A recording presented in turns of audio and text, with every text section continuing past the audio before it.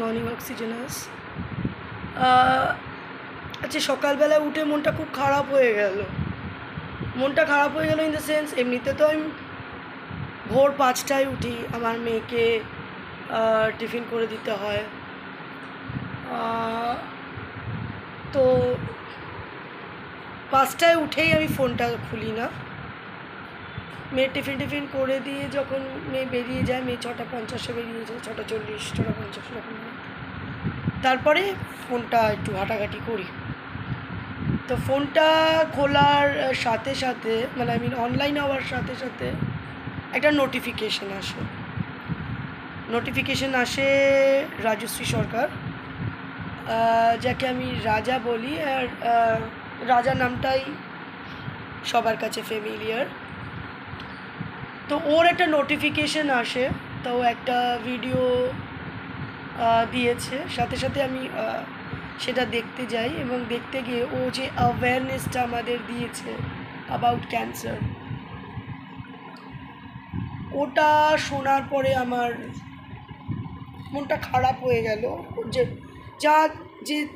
যা বললো আমাদের ফিমেলদের রিপ্রোডাক্টিভ পার্টগুলোতে ক্যান্সার কিভাবে হয়, মানে কি আর কি আমাদেরকে চেক করতে হবে, আর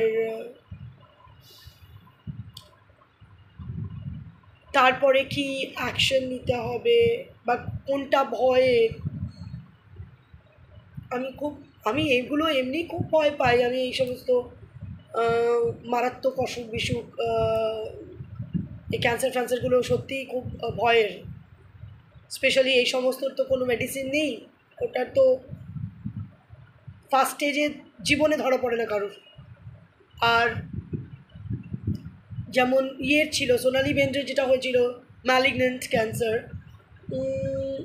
দেখো প্রচুর টাকার জোর এরা ভালো হয়ে আসবেই।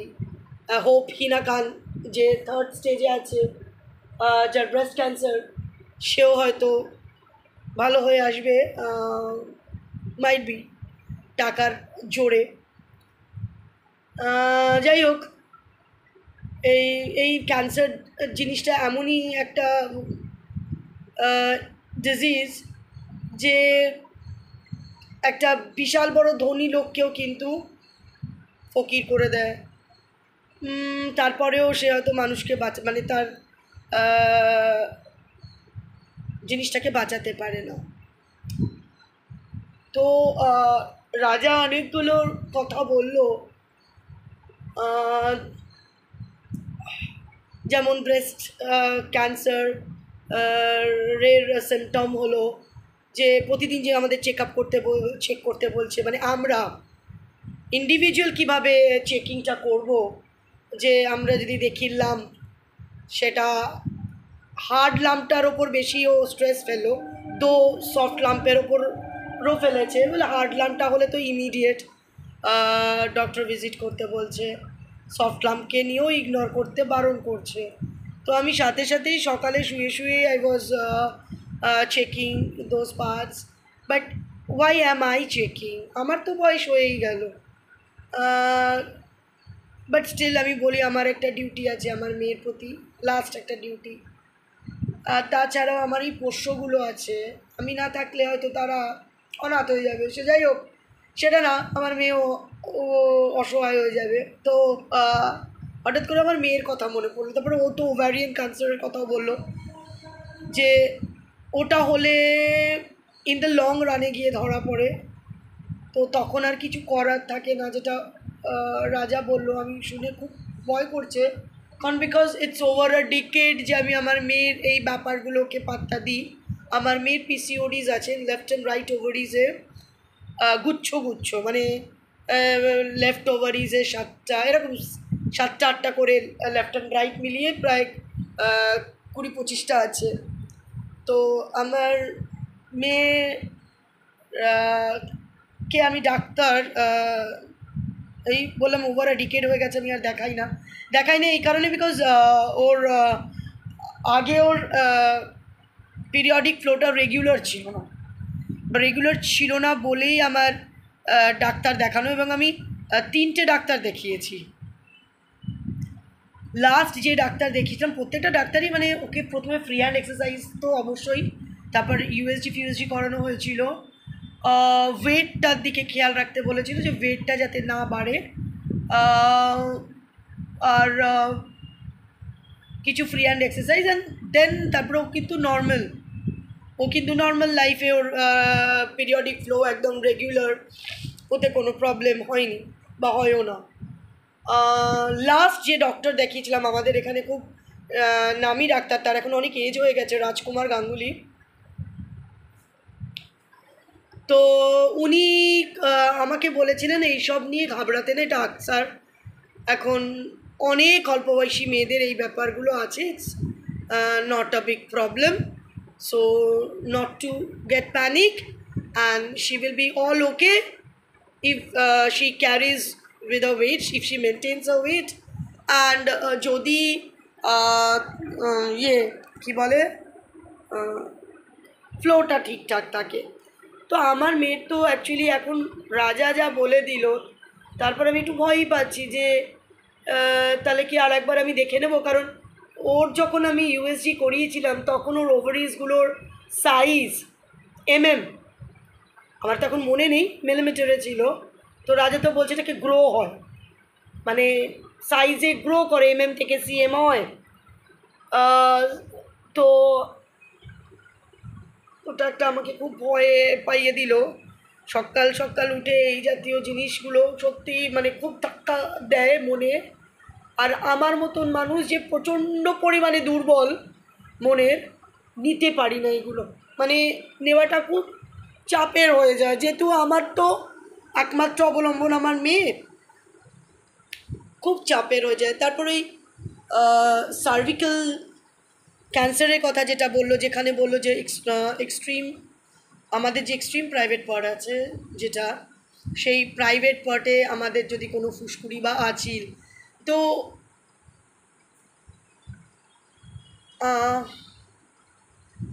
এগুলো মানে তো কোনো দিন এগুলো আর কি নিয়ে এগুলো চর্চা করিনি বা ওগুলো নিয়ে ভাবিনি, মাথায়ও আসেনি এই ব্যাপারগুলো, যে এইগুলো একটা ব্যাপার, যে আঁচিলটাও একটা ব্যাপার হতে পারে। আঁচিল তো মানুষের শরীরে অনেক জায়গায় থাকে, তো সেই ক্ষেত্রে একটা ভয়, কিন্তু ওটাই আমার কিছু জিজ্ঞাসা আছে ওকে, ওটা আমি হয়তো পার্সোনালি ওকে জিজ্ঞেস করবো ওই ব্যাপারটায়। ফিলহাল I am not thinking about myself. অবশ্যই আমার মেয়ে, যার গুচ্ছ গুচ্ছ ওভারিতে আছে, তো 10 বছরের উপর তাকে কিছু, তার এই সমস্ত ব্যাপারে আমার কোনো টেনশন ছিল না ইন দ্য সেন্স কোনো রকম কোনো প্রবলেম তো ক্রিয়েট হচ্ছে না, আই মিন ওর শরীরেরও কোনো না কিন্তু হয়নি, কিন্তু ও যেটা বলছে এটা তো ইন দ্য লং রানে এই ব্যাপারগুলো হয়। অ্যান্ড অল দোজ যেটা বললো যে এটা স্প্রেড, মানে স্পেশালি ওয়েন ইউ আর, তোমার যদি হোয়াইট ব্লাড সেলসটা রেড ব্লাড সেলস থেকে বেশি হয়ে যায়, বা প্লেটলেটস, আমরা যেমন কি জানি প্লেটলেটস কমলে সেটা খারাপ, এবার রাজা আবার বলে দিল প্লেটলেটস যদি বাড়ে সেটাও খারাপ। তো অল দিস টুগেদার না আমার মাথাটা পুরো আমার করে দিয়েছে, মানে ঝাঁঝা করছে আমার মাথা। মানে আমি এতক্ষণ চুপ ছিলাম, আমি ভেবেছিলাম যে না এই সমস্ত কথা নিয়ে তোমাদের সাথে আলোচনা করব না, বাট কী বলো তো, আমি একটু মানে একটু বলে আর কি একটু আমি হালকা হই, অ্যাজ যেহেতু হয়তো মেয়ে এই সময় থাকলে হয়তো আমি ওর সাথেই ডিসকাস করলে আমি হালকাটা হতে পারতাম। এনিওয়েজ যেটা বলি সত্যি কথাই, অসুখের বা এরকম ডিজিজের কোনো মানে লোকে কেউ প্রেডিক্ট করতে পারে না, খুব কম হয় যে ফার্স্ট স্টেজে ধরা পড়ে, যখনই ধরা পড়ে তখনই ওই থার্ড বা ফোর্থ স্টেজে, যেটা যারা প্রচুর অর্থবল আছে, ওই বলিউড সেলিব্রিটিস মানে সেলিব্রিটিসদেরই সম্ভব, নয়তো আচ্ছা আমাদের মতন যারা, তারা তো প্রশ্নই ওঠে না বেঁচে ফিরে আসার। তো হ্যাঁ, আমি রাজাকে তবু থ্যাংক ইউ জানাবো এই অ্যাওয়ারনেসটা নিয়ে আসার জন্যে। মানুষ যখন এই ইউটিউবে বসে খাওয়াখাই করছে, ছেঁড়াছেড়ি করছে, একে অপরকে নামানোর চেষ্টা করছে, নোংরাভাবে কথা বলছে, গল্প তৈরি করছে, হ্যাঁ, কার কীভাবে ভাতের হাঁড়ি চড়ছে, কার কি, হ্যাঁ, সেই সময় থেকে একটু অন্যরকম জিনিস যেটা আমাদের জীবনের জন্য খুব দরকার, বিকজ হেলথ ইজ ওয়েলথ। তোমার হেলথ যদি রান করে প্রপারলি তবে গিয়ে না you will be into controversies, right? You will be into this shits. If your health doesn't run properly তখন কিন্তু এই shitsগুলো কোনো কাজে আসবে না। যাই হোক, once again রাজশ্রী, তোকে বাবু প্রচুর প্রচুর থ্যাঙ্কস। তুই আবার আমার মধ্যে এটা যেটা একদম শুয়ে গেছিলো, মানে আমি নিশ্চিন্তে ছিলাম, মানে মেয়ের পিসিওডিস নিয়ে কোনো আমার আর কোনো ছিল না, পাত্তা দিচ্ছিলাম না, তুই আমাকে আবার এটা নিয়ে ভাবানোর সুযোগ করে দিলি যে তুমি এটা নিয়ে ভাবো, তুমি ডাক্তার দেখাও, তুমি আবার আল্ট্রাসোনোগ্রাফি করো। অ্যান্ড ইয়েস, আমি এই উইকের মধ্যে চেষ্টা করব আমার মেয়েকে একটা গাইনি দেখিয়ে আবার ইউএসজি করি। আমার মেয়ে এখন মেয়ের ওভারিতে ওই ইয়েগুলো সিস্টগুলোর কি position. Thank you beta, God bless you beta.